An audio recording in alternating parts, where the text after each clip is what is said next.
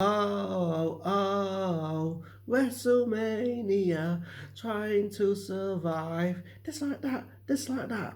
Yes, it's WrestleMania Day, because there's two of them. So, in case you didn't know, WrestleMania still went ahead in front of a record attendance of zero because it was in an empty arena. Going into this, we thought this would be a white pile of shite, and then this to rub salt into the wounds, they spread it over 2 fucking days. So were we going left with 2 days of shite? Well, here's my review to find out. Before I start, remember to like, subscribe, blah blah blah blah blah. So today was night one of WrestleMania. Uh, this I'm going to tell all the results now. So if you don't want to know what's happened, you may fuck off now then. So the show kicked off with some little montage and someone talking nonsense over it. It kind of spoiled it a bit. And then we got into the first matches, which was Alexa Bliss, Nikki Cross, and them two Japanese girls. It's not easy going. It's just more you pay more to gain used to the fact that it's like it's empty. It's like an episode of War. This is gonna be shit. 3 or 4 hours of shit, but we'll get to that. Match was serviceable, I guess, and Lex and Nikki won. It's like, okay then. Next, we had Baron Corbin and Elias. It was okay, just it's Baron Corbin, the most boring man in wrestling. Who cares? Can't remember who won. Oh, who cares? Then we get the women's title match. We got Becky Lynch, who had the championship for a year, and Shayna Baszler, the cage fighter.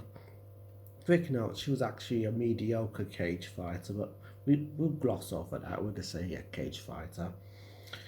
They've given Shayna a big build, had to win the Royal Rumble, um, had to win the Elimination Chamber, made her to seem like she's in.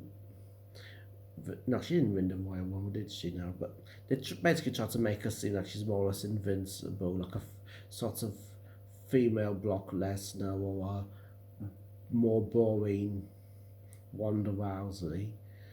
And they had their match. It was okay. The finish, got Becky in that coquina clutch, and she kind of rolled out of it and pinned, and that was it. It was like you spent about 2 or 3 months building this girl, and then you just end it like that. I think that's probably the last we see of Shayna. She's not that good. Let's be fucking honest. She's a bit okay wrestler, but boring. It was Becky Lynch is still the champion, so a bit. Then we got Daniel Bryan against Sami Zayn. Now, I always think Sami Zayn was a bit of a twat, to be honest. And in his corner, he had Cesaro and Shinsuke Nakamura. That Shinsuke Nakamura, the man who was meant to have dream matches of AJ Styles, the star of New Japan, and he's now basically little more than a Japanese Miss Elizabeth. And Cesaro, I always thought was worth a title run, but that's what they're reduced to now. In Daniel's corner, we had that Jew donut, whatever his fucking name is, basically Daniel Bryan clone. The match itself was actually good. They really did slap each other hard. It sounded really good in the empty arena. It was a fairly good match. So it was okay. Then we had the tag team ladder match, which triple threat ladder match with one of the Usos, Kofi Kingston, and that Morrison guy. It's meant to be the tag team titles, but they're having a singles match. I don't know how that works. Anyway, the ladder match, it was okay. It was okay. Kofi Kingston, I mean, still think they screwed him over. Everybody wanted him to be champion, and this took it off him, and now he's just there. It was okay. Morrison, to me, he just looks like a kind of a bloke pretending to be a cross between Edge and a bit of AJ Styles, but he won the match. And he got the 2 belts and fell off the ladder onto some other ladder with the belts, and it was okay. Then we got Kevin Owens against Jesus impersonator Seth Rollins. So match played out, was not too bad, and then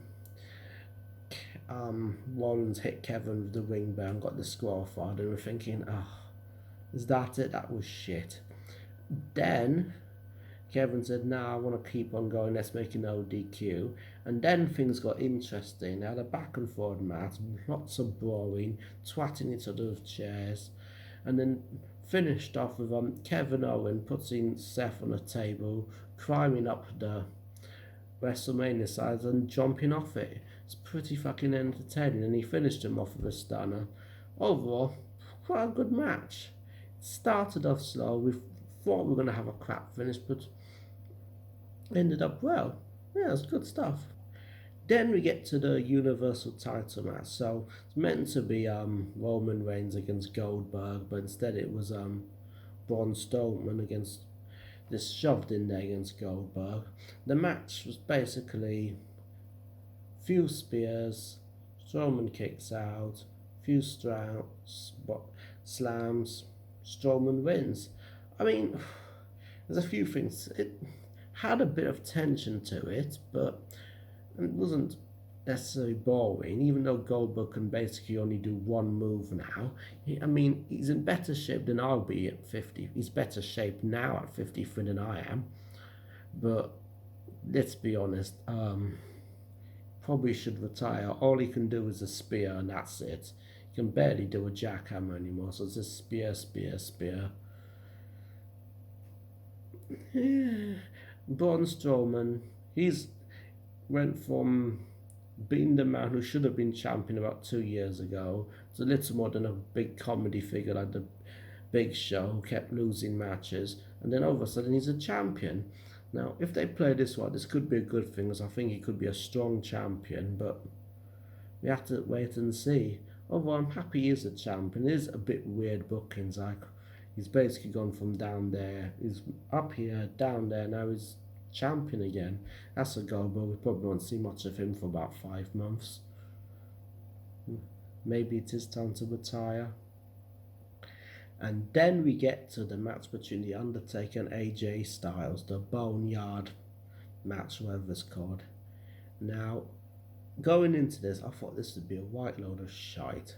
And I wanted them to have a proper match, because obviously Undertaker's The Undertaker, AJ Styles is who he is. He's one of the very best in the world. But shockingly enough, it was fucking brilliant. The way they done it, the way they played it out, the way the two wrestlers acted, the Undertaker's acting, AJ's acting, it was the staging, it was actually fucking brilliant. It's like a 25-minute episode of a high quality TV drama. It was very good.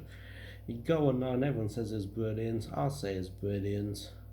A win for The Undertaker. Very well worked out fight. Definitely the best bit of the show by far. So, if you could rate WrestleMania, it should have been a pile of shite, but it was alright. Most of the matches are okay.